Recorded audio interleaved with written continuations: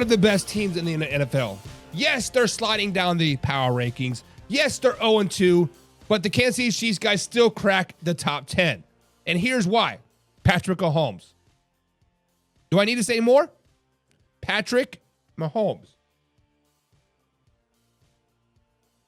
Even with their offense struggles, Mahomes has shown flashes of brilliance. That keeps the Kansas City Chiefs competitive. The wide receiver core throw, it's been a mess. Drops, lack of separation with zero rhythm on the red zone offense. Through 2 games, they're still averaging 17.5 points per game. Woo. Which is still the bottom 10 of the league, and that's unheard of a Mahomes-led team. The defense has quietly been solid, giving up fewer than 20 points per game, which is the only reason why they haven't been buried yet. Guys, Chris Jones and that defense front was what keeping them alive. That's why they're still in the top 10. And guys, whether you want to admit it or not, this is exactly where I had the Kansas City Chiefs, starting out 0-2, going into MetLife Stadium.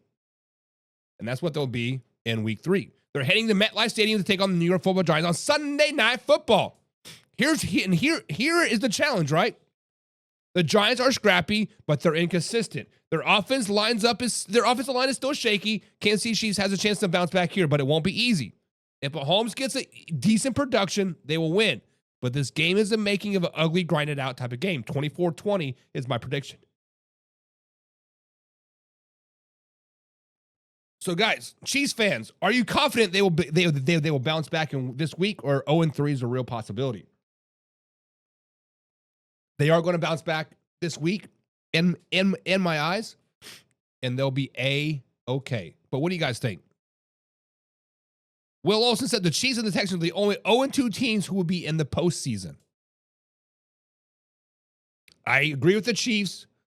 I disagree with the Texans. The Texans have shown no rhythm, and their coaching staff is holding them back. And then Shay says an 0-2 team in the top 10 is wild work. So, Shay, the Kansas City Chiefs are in the top 10 because they can beat 18 other teams in the NFL still. They can still beat the Cincinnati Bengals. They can still beat the Pittsburgh Steelers. They can still beat the Miami Dolphins. They can still beat all of those teams. Being 0-2 does suck.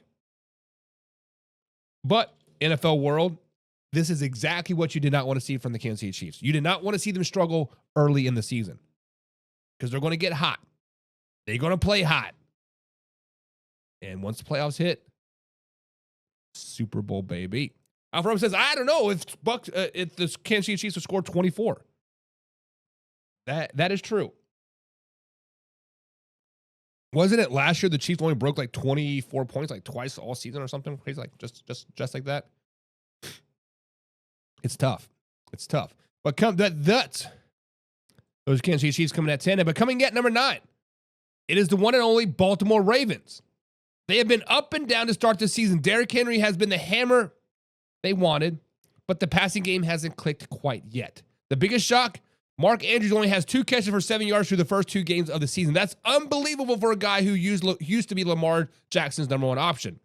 Lamar is dangerous with his legs and his arms, but when his safety blanket disappears, the offense stalls quickly. Now, this defense has been steady, giving up under 21 points per game, but they've struggled to get consistent pressure. And that could bite them in the butt later against better quarterbacks. Because you look back at week 1, they gave up, 40 points? Last week, they only gave up 6. So that's why their point differential is so big. Now, week 3 preview is a massive test on Monday Night Football against the Detroit Lions. The Lions' offense has been explosive in stretch, and Jared Goff is quietly spreading the ball around. Baltimore needs Lamar to be dynamic and Henry to wear down the Detroit's front 7. At home, under the lights, I will give the Ravens the edge in this game, and my prediction is the Ravens 30 and the Lions 27. But coming in at number 9 are the Baltimore Ravens. So, Ravens fans, is Mark Andrews still a top tight end in the league? Or is he done being Lamar Jackson's go-to guy? That's the question. And then coming in at number 8, the one and only Washington Commanders. Guys, here's a shocker. The Washington Commanders are at number 8. Jalen Daniels is still showing promise, right? The defense is still growing. The offense is still doing its thing, but the Jaden Daniels potential injury, has me worried. Defensively, Washington is forcing turnovers at key times, which is exactly how you want to overachieve in the NFL, but they're not perfect.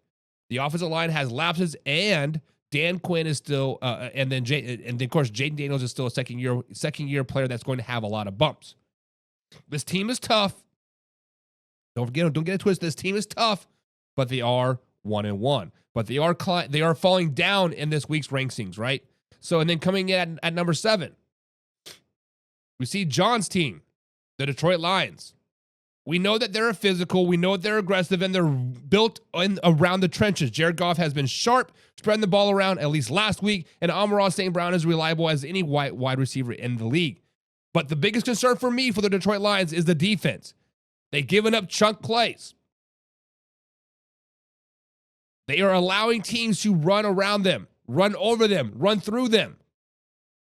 This is why they're sitting at number 7. I do not trust them going back and really being dominant like they were last season. And then coming in at number 6, we have the Tampa Bay Buccaneers. The Bucs are shocking everyone, right? Baker Mayfield looks like a different quarterback this season. He's definitely a top 10 quarterback in the NFL, and he's top 10 in the NFL passer racing, spreading the ball around, and most importantly, protecting it. Mike Evans is still a matchup machine, and once Chris Godwin comes back, this is going to be an elite level team.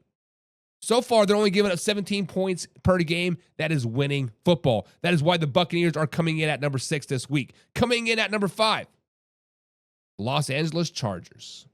Yes, I'm a Kansas City Chiefs fan, but real recognizes real.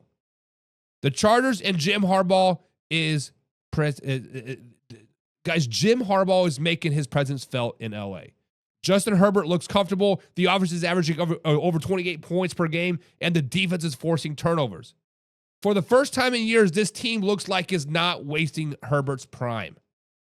Now, they do host Denver this Sunday, an AFC West battle, so we'll see exactly how good they are. But then coming in at 4, we have Shea Frazier's team, the Green Bay Packers.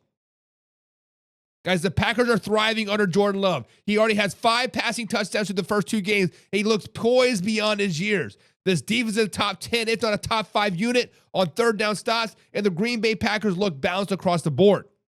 Guys, the Green Bay Packers are a Super Bowl caliber team.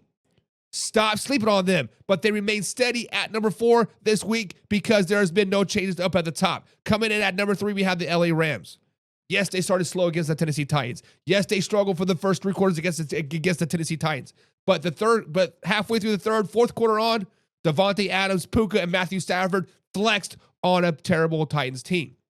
Now, this week, they are traveling to Philadelphia to take on the Eagles in a huge clash, a battle at the top. Must-see TV at 1 p.m. East Coast time. Guys, this is going to be a great game. But coming in at number 3, we do have the LA Rams. And then coming in at number 2 is the Philadelphia Eagles. They haven't even played their best football yet, and yet they're still unbeaten. Saquon Barkley is great. Jalen Hurts is great. A.J. Brown is starting out slow, but we know he will be bounced back because A.J. Brown is the man, the myth, the legend.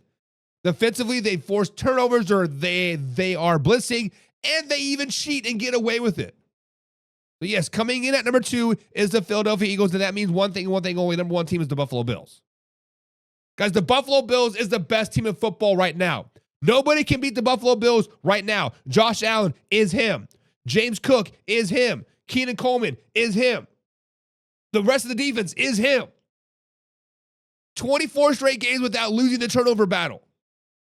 That's number 1 caliber football, baby. Number 1, guys, the Buffalo Bills are going to steamrock anybody that faces them this season. So just to recap my top 10, NFL Week 3, we at number 10, the Kansas City Chiefs. Number 9, we have the Baltimore Ravens. Number 8, the Washington Commanders. If they lose, they're definitely going to fall out this week, no doubt about it. Number 7, the Detroit Lions. Number 6, the Tampa Bay Buccaneers. Number 5, the LA Chargers.